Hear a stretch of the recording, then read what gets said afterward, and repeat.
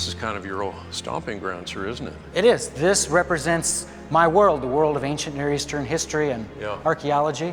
There's so many fascinating things that you can study here, from the Neo-Assyrian Empire to the Babylonian Empire, and even the periods before and after that. Oh, this is just incredible.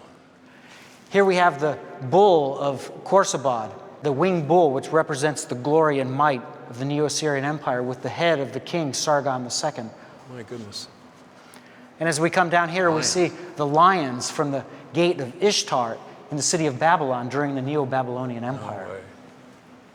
And this is the Mesopotamian wing. And here are some of the inscriptions from Gudea of Lagash. Oh my goodness. Some of the important statues, some of the pottery. Huh. This is an amazing map. This is where it all begins, isn't it? This is. The ancient Near East is the area that I've devoted my life and my research and my writing to. And I've done archaeological digs in several places, including Tel Tayinat up here in the northern Levant, as well as 𝘎𝘠𝘯 down in the land of Israel. Yeah. I've been at a dig in Israel around Lachish. That was a major dig. A major dig, an important site. It's the second largest Canaanite city, and the site that I dug at, 𝘎𝘠𝘯, is the very largest Canaanite site. Doug, why is this map interesting to you as an archaeologist rather than a map of anywhere else in the world? Well, the events of the Bible are unfolded in the ancient Near East, which includes Mesopotamia, the Levant, Anatolia, modern Turkey, Egypt. So all of these lands are extremely important to understanding how and what took place in the biblical text. Doug, we've been looking at the Genesis record, and we've been looking at the major events there, the creation and then the flood. And we've looked at a lot of the evidence associated with that. But now we get to your area. After the flood, we have Noah's family. And my understanding is that this is exactly where all of this begins. Take us back to that record, and what do you see? How did all of that play out? Well, certainly in Genesis 9, Noah and his family settled on Mount Ararat, which of course is not conclusively identified, and it could be a number of sites along the mountain Somewhere range. up in here. Yeah, somewhere to the northeast of Mesopotamia. And they would have dispersed undoubtedly in all directions from there. And by the time we get to Genesis 10 and the Table of Nations, we see a thread of not necessarily the geography of where all of those people went, but through the genealogies, we see that those indeed became peoples who dispersed according to the instruction that was given after the flood, because just as at the beginning with Adam, you had the instruction to multiply and fill the earth, that same command was reiterated after the flood, and the peoples did that very thing and spread and so forth. And that, of course, leads to Genesis 11, where you have a centralization of a number of those peoples. And certainly the intent of Genesis 11 is not to suggest that all of the peoples of the earth now recollected in one area, but simply that a large number of them got together in one area and moved toward the process of urbanization, city living. And that's the famous Tower of Babel. Absolutely. Do we know where that is? So I've done an enormous amount of research in this area. There are about 7 or 8 Babels, cities of Babel, in the ancient area of Mesopotamia. And so one at a time, I've studied all of those areas and found only one that meets all the criteria of the famous site of the Tower of Babel, and that is the site of Eridu, which is in southeastern Mesopotamia. And that is the site, I have no doubt in my mind, of biblical Babel. And after that event in the Tower of Babel, that's when we begin to see the great diversion and the great dispersion of people groups. If you study Mesopotamian archaeology, in the prehistorical period, and that, of course, the prehistorical period is defined by the time period before the advent of writing. In that period, there are only 2 movements of people. And we're not talking about movements of pottery or trade that's going on, but only 2 movements of people where they expand outward from Mesopotamia. And as part of my study, I looked very carefully into these two expansions, they're called, and compared and contrasted them, and found that only one meets all of the requirements of the dispersion of people at the time of the Tower of Babel. And that is at the period of the late Uruk period, the Uruk expansion. And is that right here? So the expansion takes place from Eridu, and people are expanding outward. We have signs of the expansion to the north, to the south, to the east, to the west, all the way as far as Egypt, and of course throughout the Levant and even into Anatolia as well.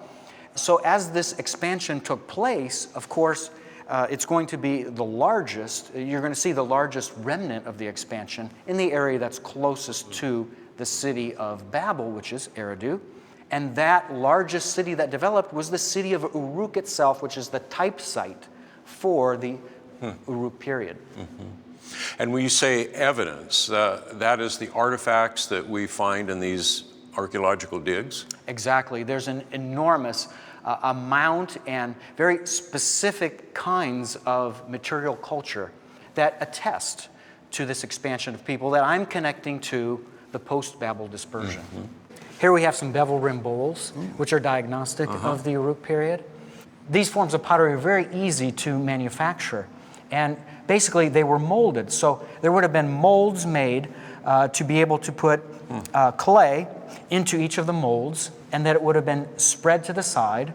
Then they would have been allowed to cure in the sun. But they could make it very rapidly. I mean, it's the same kind of technology basically that we have with the Ford assembly line. This was an assembly line for the making of pottery, and it coincides with urbanization, because when you have a much larger group of people living in one area, you have to more efficiently take care of all of those people. That's why you then build a mold. Exactly, exactly. And we have fingerprints on many of the bevel-rimmed bowls that show that they were made by hand. And there's other important artifacts as well, such as those 2 spouted jars. And those spouted jars, in larger form, these are smaller versions, but in larger form, the spouted jars are also diagnostic, actually for the middle Uruk period. And during the late Uruk period, for the larger ones, which were beer jars, they would tilt the spout and droop it down to prevent air from coming in and causing the beer to go bad. And then we have these important administrative tablets, these clay tablets, that really were the precursor to writing. And the late Uruk period actually was the very moment before we have written language beginning. So this is the time when we really begin to see human beings either begin to write or to develop the language to produce symbols for writing. Absolutely, and it all began with clay tablets that were used to represent accounting for numbers of sheep, numbers of goats, and other things. And from this, writing itself developed. Doug, how does all of this, these artifacts that we see here, how do they fit into your view then of the Tower of Babel? Does it connect here? It does, because all of these diagnostic forms of pottery and material culture, they're found throughout the Near East, because the people from the site of Eridu expanded to the east, to the south, to the north, and especially, we know of, to the west, all the way into Israel and Egypt. And we find the same kinds of bevel-rimmed bowls there. We find 4-lug jars. We find Riemchen bricks. We find the same monumental architecture, such as the tripartite buildings, and we find spouted jars all throughout these areas. And that is essentially a remnant of this movement of people outward. And this expansion, known as the Uruk expansion, which I'm connecting with the Tower of Babel, I'm saying that the Bible describes an event that's not just the confusion of language, but it's the dispersing of people far from that city. And the city of Eridu was abandoned immediately after the late Uruk period and not occupied again for hundreds and hundreds of years. So all of this material culture gives us a window into the events that are connected with the Tower of Babel. And it's from these artifacts that you can see that expansion. That's right. So this bevel-rimmed bowl that you seem very excited about, Are you saying then that helps you connect all of these people and their movement? Absolutely. In fact, the bevel-rimmed bowl is one of the most diagnostic forms of pottery and material culture for this entire expansion that shows that this people group moved out from Eridu. Does that also help you understand that that must have been a rapid movement because you don't see change in those bowls? Yes, it shows us that at an immediate moment in time, people literally packed their bags and left the area of southern Mesopotamia. And they show up in other places throughout the ancient Near East. And what's different about this expansion, in contrast to the earlier Ubaid expansion, the other of two expansions that took place during the prehistorical period, the Uruk expansion is characterized by a very different way of interacting and way of settling. And let me give you a couple examples. First of all, we have a lot of sites that were established on virgin soil. Also, wherever they settled with people, either there was an attack of the community, the people in the community already there, and they would literally wipe them out and take over, or if they lived among them, they would live in what we call the world's first segregated living. They would live in the same vicinity as the original occupants, but next door, not intermingling and living in the same houses on the same streets. So we have evidence then of different people groups now for the first time. Absolutely. And the world's first segregated life. So that would be the evidence or the symptom, I guess, of what you would expect of those people that were dispersed from the Tower of Babel, now with a different language and immediately a different people group. Right. And that's why we have segregated living, because they weren't able to blend with one another, converse with one another. So it makes sense that they would live in separate areas around the town. And the same dynamic happens within big cities all around the world where you have multiple people groups. A people group comes in, they can't speak the local language, and they develop a community within that city that's a very ethnically singular group of people. Doug, the issue of language is very interesting. And that's part of archaeology, isn't it? Because you see the evidences of language. What do you see in that evidence? Well, it's absolutely important because once language is found in the archaeological record, we now have communication from the people of that day that are telling us something about themselves. And writing is the expression of that communication. And the clay tablets that we've looked at here are an important aspect of that because they're from a transitional point where written language had not been developed yet. And they were on the verge of it.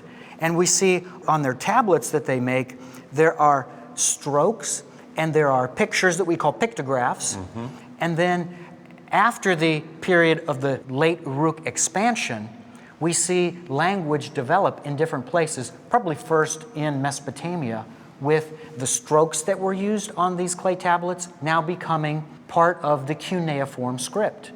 And in other places, such as Egypt, we see hieroglyphics. That's the result of pictographs that also were part of the original clay tablet writing mechanism. Doug, what I hear you saying is that it's as if languages just pop up, they begin to appear. Is that how you see it, and does that support then the Genesis paradigm? Absolutely, it supports the Genesis paradigm because we see the written expression of language just pop up out of nowhere, and then different languages being represented through cuneiform script or through hieroglyphic script or other means. So language is something that it will break down over time. It goes from complex to simple. And we see that reflected in the archaeological record in the form of tablets and other forms of text. Well, that's very interesting because we've been looking at physical design and how the design of very exquisite physical things had to be in place all at once, and then it decays from there. You're saying that that is the same thing we see in language. It's the same dynamic with language as well. Grammar of language is very specific to the certain given language. We have various expressions of grammar that are in languages that are not found in other languages. So the very fact that we have aspects of language that are diverse between languages. Some languages have a certain moods, some that others don't. Some have certain tenses that others don't. Some have forms of describing things that are different than other languages. So you do not have a universal plan that's followed among all of the languages. You see great diversity in the forms of grammar from language to language, even in ancient languages. Basically, this incredible dynamic of language, which becomes expressed in different ways with different scripts around the entire ancient Near East, and a great diversity within these languages and their grammatical forms, all of that reflects a very sudden ability to communicate writing. So all of this fits perfectly with what we would see as the biblical account of how languages took place. It's really the only way of explaining this. So the integrity of biblical history ultimately is justified by the expression of these languages. Doug, I know that you have spent a lot of time looking at that issue of the Tower of Babel and trying to understand actually where it really did occur. What have you found? Well, what I've found essentially is a gold mine within the historical and archaeological record. And basically, the site of Eridu was called Babel in ancient times in a number of sources. And it's one of 7 or 8 cities that were called Babel. And it's the only one that meets all of the historical requirements for the Tower of Babel. It was around at the right time. We have diagnostic pottery and other forms of material culture from the late Uruk period that are found at Eridu. And we have very fascinating 2 forms of monumental architecture. One, we have a temple that existed in 18 different phases, and at every phase it grew in its size and its complexity. And that final phase of the temple, it was abandoned immediately, right at the time of the late Uruk expansion. And catacornered to the temple was an absolutely enormous platform. And that platform was so large, it dwarfed this large temple that existed. Do you think that could be the foundation of the Tower of Babel? Absolutely. In fact, what archaeology demonstrates is that the foundations of that temple display the kinds of diagnostic material culture from the late Uruk period. And they found that the original bricks that were added onto it were from that period. But it was never completed. It wasn't until hundreds of years later, during the 3rd dynasty of Ur, that the kings of the dynasty decided that this eyesore in their neighboring city of Eridu was no longer to sit uncompleted. So they completed this structure, which is exactly what we see in other areas around Mesopotamia and beyond, known as a ziggurat. And the ziggurat essentially is the equivalent of a tower. So I would suggest to you that that uncompleted tower that wasn't completed until hundreds of years later at Eridu, on that massive platform, that is the Tower of Babel. Wow. Now, most of us think today of a tower, the kinds of things we see in big cities, big straight walls. Is that what they were building? Well, essentially it's a variation of a pyramid. And there were 4 sides to it and several stairways that would go up to the top. But these ziggurats weren't restricted even to Mesopotamia. We find forms of these ziggurats all around the globe. And I would suggest to you that this late Uruk expansion, where this technology began, where this form of monumental architecture began, was something that spread with the people. Because even though they spoke different languages, they went where they went with their own culture, their own technological background and understanding, and their own abilities to build and construct that they all shared together there at Babel, which, again, I'm calling the city of Eridu. Yes. Well, obviously we have evidence here of civilization and people beginning to gather together in communities, even cities. Do we have any other evidence of that? Yeah, we have other evidence in the Bible of this move toward urbanization. And probably the best example is the identity of the man in the Bible known as Nimrod. I've done a lot of research on Nimrod, studied the passage very carefully, and studied the archaeology of the time periods that it could be related to very carefully. And I'm very much convinced that Nimrod, biblical Nimrod, is Sargon of Akkad. The cities that it says that Nimrod captured, and of course Babylon is part of that, and Kalhu and Nineveh, important cities in the Assyrian Empire, the later Assyrian Empire. So what we see about Nimrod, that's true in the biography of Sargon. So the record we have in Genesis concerning Nimrod and all that he conquered matches the artifacts that we see for Sargon. Yeah, it matches the artifacts, it matches the history, and it matches the epigraphical record that tells us from the very Akkadian people themselves what was his path of achieving glory, conquering cities, and becoming the first empire builder. So is there a next phase in these artifacts that moves us beyond Sargon? Absolutely. We can move forward to the time of Abraham because we know that Abraham lived at the site of Ur, which was also in southern Mesopotamia, at the end of the 3rd millennium BC. That brings us to the end of Genesis chapter 11. Exactly. And we have those artifacts here? We do. In fact, you see some pottery, some cuneiform tablets, all dating to the period of the 3rd dynasty of Ur. And basically, the 3rd dynasty of Ur was the successor to the Akkadian dynasty. And they became the kings of the 4 corners of the earth and succeeded in taking over the territories that the Akkadians held.